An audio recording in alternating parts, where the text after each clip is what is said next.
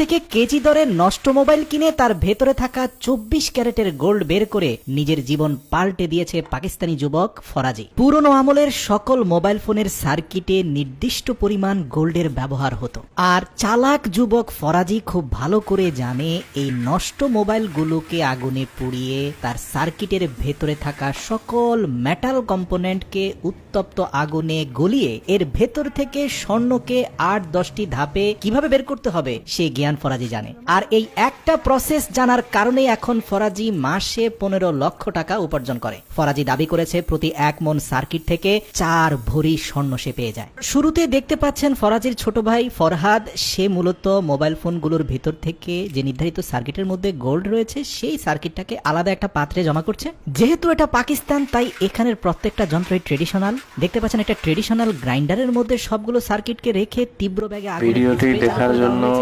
সকলকে জানাই ধন্যবাদ। প্রেসারের সাথে উত্তপ্ত আগুন ভিতরে ভিডিওটি যদি ভালো লাগে যার ফলে এই সাপোর্ট করবেন, একটি সাবস্ক্রাইব করবেন, পাশে থাকবেন। ভালো থাকবেন, সুস্থ থাকবেন। মানে কলকব্জা সব আলাদা হয়ে যাচ্ছে। আপনারা দেখতে পাচ্ছেন এখানে প্রায় 1 মণ পরিমাণ গ্রাইন্ডিং করা সার্কিট রয়েছে। এখন এই সার্কিটের মধ্য থেকে যেই কম্পোনেন্টগুলো পিওর স্টিলের সেগুলোকে হাত দিয়ে আলাদা করে ফেলা হচ্ছে, যেগুলোতে সম্ভাব্য গোল্ড রয়েছে সেগুলোকে একেবারে ট্রেডিশনাল ওয়েতে মাটি চাপা দিয়ে পড়া দেওয়া হচ্ছে। কোরিয়া জাপান হলে হয়তো আপনি এখানে স্বয়ংক্রিয় চাপা দিয়ে গাড়ির পুরনো মোবিল ছিটিয়ে সেখানে আগুন ধরিয়ে দেওয়া হলো। প্রাথমিক আগুনে পুড়ে যাওয়া সার্কিটগুলোকে একেবারে মিহি করে ফেলার জন্য আরেকটা ট্রেডিশনাল গ্রাইন্ডারের মধ্যে সংযুক্ত করা হলো, যেটা স্বয়ংক্রিয়ভাবে চালিত হয়ে কয়েক মিনিটের মধ্যে সবগুলো সার্কিটকে একেবারে পাউডারে রূপান্তর করে ফেলেছে। এই পাউডারের সাথে যুক্ত করা হবে একটা নির্ধারিত রাসায়নিক উপাদান যা দেখতে অনেকটা লবণের মতো। ব্যাস এগুলোকে খুব ভালোভাবে মিশিয়ে বস্তার মধ্যে ঢুকিয়ে একটা উত্তপ্ত আগুনের হফারের ভিতরে এই গুঁড়োগুলোকে রাখা হবে। এর সাথে যুক্ত করা হবে পাথুরে কয়লা।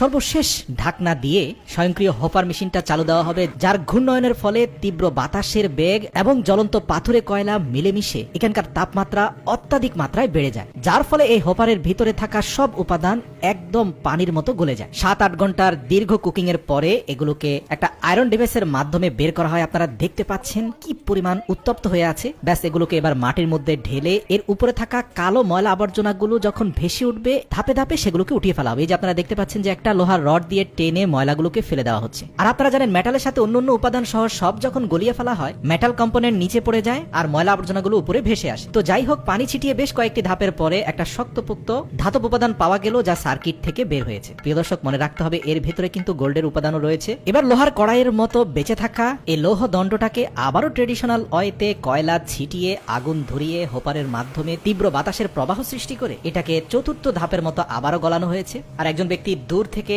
আরেকটা লোহার ডিভাইসের মাধ্যমে ময়লাগুলো ভিতর থেকে বের করে নিয়ে আসার চেষ্টা করছেন। আর দীর্ঘ 3-4 ঘন্টা এর ভেতর থেকে একাধিকবার ময়লা বের করার পরে বেঁচে থাকা লৌহ দণ্ডটাতে আপনারা স্পষ্ট স্বর্ণের উপস্থিতি দেখতে পাচ্ছেন। ব্যাস এর সাথে মিশ্রিত করা হবে বেশ কয়েকটি রাসায়নিক কেমিক্যাল। ফরাজি জানে যে কেমিক্যাল গুলো মূলত এই মেটাল কম্পোনেন্ট থেকে গোল্ড কম্পোনেন্টটাকে আলাদা করে ফেলবে। তো এই রাসায়নিক 2-3টি উপাদান মিশিয়ে পুরো রাত তার হাতে আসা কয়েক লটের জমে যাওয়া র গোল্ড প্লেটার গুলোকে ভিজিয়ে রাখা হয়েছে এবং সকালে আপনারা দেখতে পাচ্ছেন যে সবুজ রাসায়নিক বিক্রিয়াগুলো ইতিমধ্যে কালো রং ধারণ করেছে। এবার এর উপর থেকে পানিগুলো ফেলে দেওয়ার পরে খুবই যত্নের সাথে ধীরে ধীরে আপনারা দেখতে পাচ্ছেন সেখান থেকে অনেকটা সোনালী কফি বিনের মতো 3-4 মুঠো পরিমাণ গোল্ডের গুঁড়ো পাওয়া গিয়েছে। এবার চূড়ান্ত ধাপে গ্যাসের হিট দিয়ে এই গুঁড়ো গোল্ডগুলোকে আবারও গলানো হবে এবং সর্বশেষ ধাপে আপনারা দেখতে পাবেন এই গলিত উপাদানগুলোকে 100% পিউরিফাই করে সেখান থেকে 24 ক্যারেটের গোল্ডের টুকরোটা বের করে নিয়ে আসা হবে। আর এরকম ছোট্ট গোল্ডের কয়েকটি টুকরো ফরাজি প্রতিদিন বের করে নিয়ে আসে।